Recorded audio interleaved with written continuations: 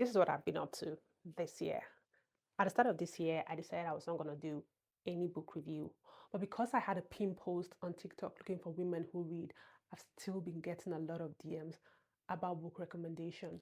So I decided I was going to do a quick book review. Last year, I decided I was going to read 12 books in the 12 months. But this year, I decided I was not going to put myself in any sort of box. So starting off strong, I read Beyond Religion by Dalai Lama. And this book taught me that spirituality doesn't need to fit in a box and that you can build a meaningful life based on universal human values like compassion, empathy, and kindness without having religion to validate it. Secondly, is A Battlefield of the Mind by Joyce Meyer. If you know me, you know I love Joyce. And this book talks about the battlefield that happens in our mind, how our thoughts are constantly shaping our reality, how those negative thoughts keep us stuck, and most importantly, it teaches us how we can take control over our minds instead of letting our mind control us. This book has helped me with daily practices on how to control my mind, and it's helping me catch those thoughts before they become a spiral. And every word is backed with a Bible verse. Thirdly, Ikigai, the Japanese secret to long life and a happy life.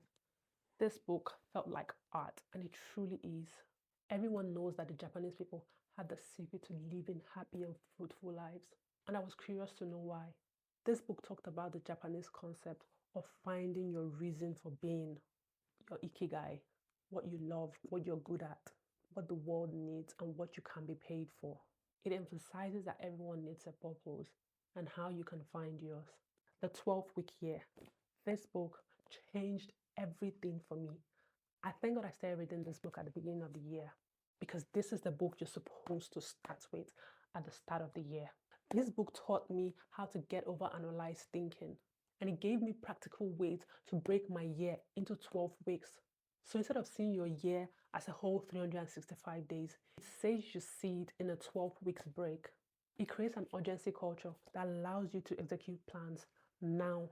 So as we enter into another quarter of the year, I believe you need to get this book. The last book I read was Psycho-Cybernetics. This book teaches self-image because how we see ourselves controls everything in our lives. How we see ourselves determines how we show up, what we attempt, and what we believe is possible in our lives.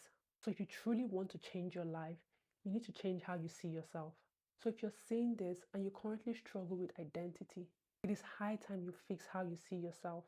All this book has changed how I think and move through life, and I truly believe it can change yours too.